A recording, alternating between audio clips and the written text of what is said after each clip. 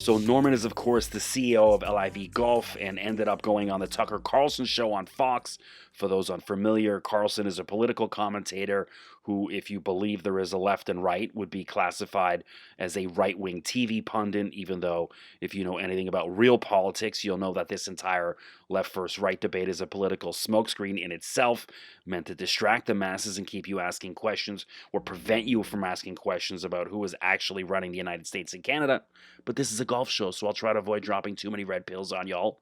And we're going to talk some Greg Norman. So, anyways, he goes on the Tucker Carlson show.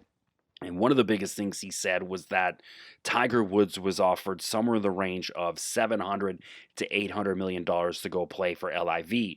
Greg Norman's quote was, "That number was out there before I became CEO." He added, "Look, Tiger is a needle mover, right? So, of course, you got to look at the best of the best. They originally had approached Tiger before I became CEO. That number is somewhere in that neighborhood." Now, according to another report I saw online this week, Tiger Woods is already officially a billionaire. Tiger is already worth over $1 billion. So, what would Tiger's motivation be to leave? Hey, Tiger, we can give you close to $1 billion. Well, I already have $1 billion. Plus, Tiger's 46 years old, and from what we've seen so far in 2022, is barely going to play again. Also, with the team format LIV has in place, why would any of those captains want a guy who can barely walk 18 holes, never mind compete at the highest level again? It doesn't make sense for anyone all around. So if you're LIV, of course, I mean, you want Tiger, but at no point could anyone ever think this would make sense for Tiger or any of the big-time sponsors he's involved with. I mean, Tiger taking that money would mean the end of his Nike relationship, as well as many of the other big brands he's involved with. So when this news broke, I saw it creating a storm on Twitter. The headline, it was a Sports Illustrated tweet that said, "Tiger refused between 700 to 800 million to go to LIV." And some guy responds and says, "Because he has morals." So I had to jump in naturally and responded with a picture of Tiger's mugshot after he was arrested for being asleep in his car in Hollywood, Florida a few years ago, and suggested he go read Armin Katayan's book on Tiger, and maybe he might change his mind on whether Tiger is a moral man. I did receive several hundred likes on the tweet, mostly positive comments, but there's always some few random anonymous Twitter dudes, nobody who actually puts their name on their Twitter account, who are going to jump in and start attacking me. So they started with the personal insults and called me old looking, etc. Which, for anyone that knows me or has seen me, knows that I look about 10 years younger than I actually am. So I didn't take that personal in any way. But I just found it funny that grown men out there still believe their sports idols are perfect human beings. Look, Tiger Woods is the greatest player in the history of the sport of golf. No arguing that. Tiger's one of the most influential athletes ever in the history of all sports. It's Tiger and Michael Jordan who revolutionized the business of sports. Tiger's done 10,000 amazing things when it comes to golf. He changed the game for the better 1,000%. But are you really going to sit here and think Tiger Woods is a moral man? Really, a guy who cheated on his wife with dozens upon dozens of women. A guy who likely blew off time with his children because he was hooking up with waitresses from Perkins or some go-go dancer from a club in Las Vegas. That's what you call moral. Now, I'm not sitting here claiming to be a moral person. I too have done some pretty crappy things in my life. Maybe that's why I can perhaps spot when another man is not exactly as moral as they claim to be or has done plenty of immoral things. But Tiger Woods is not a man of high morals. I mean, is it moral to send text to another woman telling you love her more than your wife while sitting at home with your wife and kids, and then have your wife find those messages on your phone and then take a 9-iron to the windshield of your SUV? I was just amazed at how many people were attacking me for pointing out that Tiger Woods isn't exactly a moral man. It's amazing how many grown men walk around in today's society believing the guys they watch on TV playing sports are these perfect human beings who never do anything bad or immoral in their personal lives ever. They also have the same naivety when it comes to their politicians as well. Oh no, they would never do anything nefarious or evil, and they love me because I pay taxes and I put a Ukraine flag on my Twitter profile. It's just completely mind-blowing how many people walk around in life with their heads in the sand. Anyways, so yeah, Tiger Woods doesn't need 800 million bucks, and he's not a moral person. But let's go back to Greg Norman. So the big issue with LIV is people talking about the Saudi blood money. And for anyone who listens to this show knows I've provided dozens upon dozens of examples of how that notion is complete BS, because the American government and many businesses and sports league around the world are already in bed with the Saudis. This is not new news.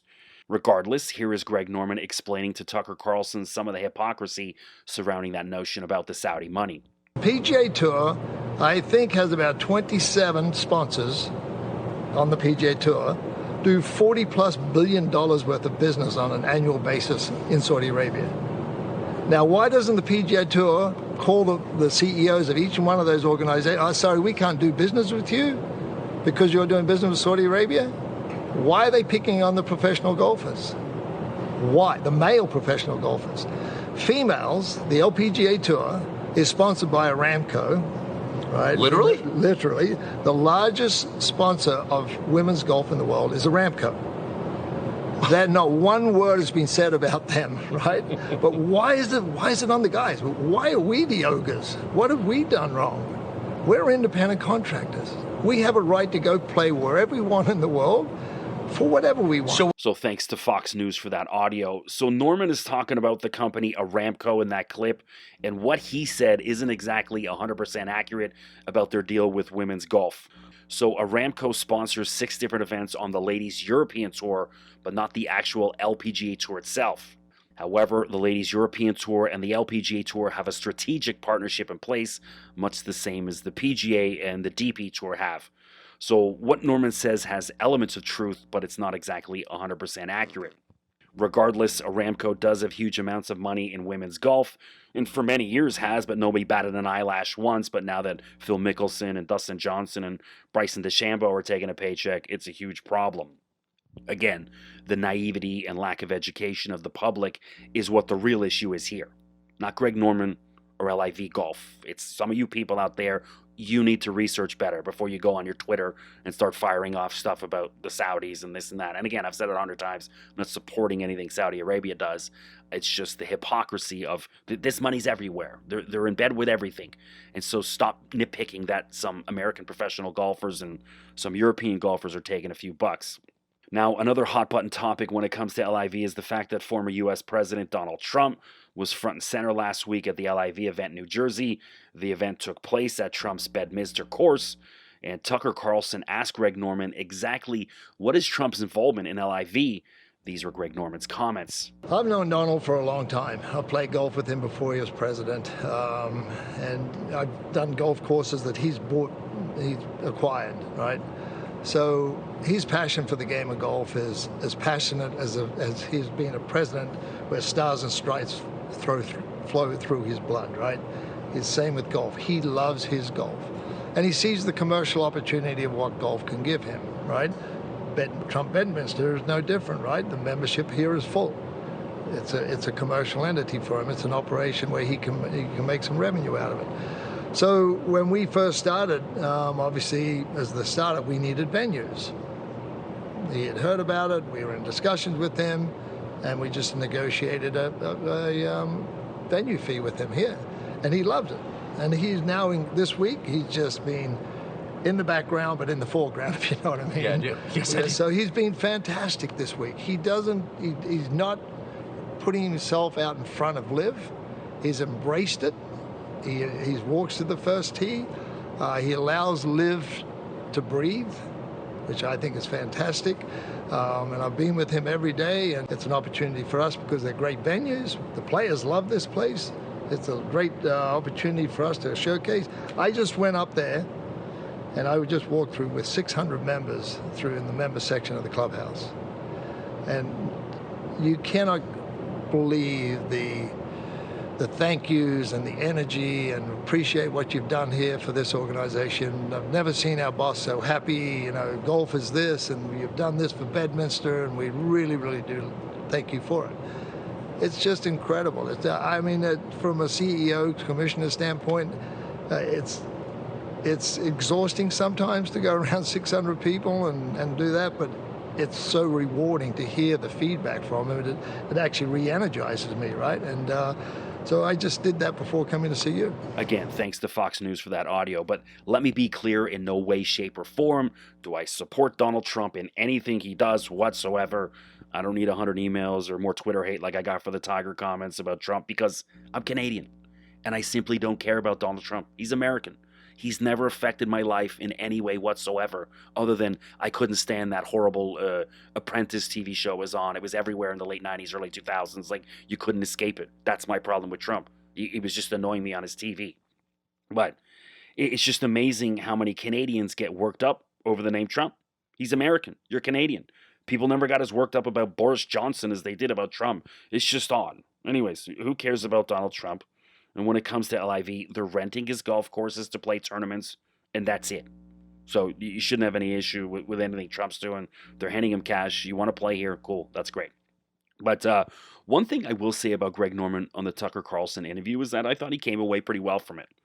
I don't think it made him look bad at all, but rather maybe help provide a little clarity to what he's trying to accomplish and some of the direction LIV is going. And, people try to make out Greg like he's a lunatic and he's off the rails, but when you see him talk, he's very prepared. Obviously wasn't exactly 100% accurate about the Aramco comments, but most of what he said was very transparent and interesting to listen to. And it doesn't seem like he's lying or, holding any cards close to his chest or, not being completely honest about what's happening with LIV. But I also saw some comments online this week about Greg responding to Rory McIlroy's recent comments about him. So when Rory won the RBC Canadian Open, like standing on the 18th green, that was his 21st career title. And he made some snide remark that it makes him happy that he now has one more win than you know who, was his quote, referring to Greg Norman, who has 20 career wins on the PGA Tour. So Norman came back last week and said, quote unquote, I take it as a compliment that Rory wanted to beat my 20 PGA wins. His next goal should be to win more than 91 tournaments globally and to maintain number one in the world for more than 331 weeks. That's like, bam! Yeah. Look, I love that. By the way, people are trying to bury Norman, but that resume speaks for itself, and it's incredibly impressive and hard to knock. I love Rory. I really do, but I'm giving the W to Norman in that spat. I think Greg comes out on top. I mean, 331 weeks as the world number one. That's incredible.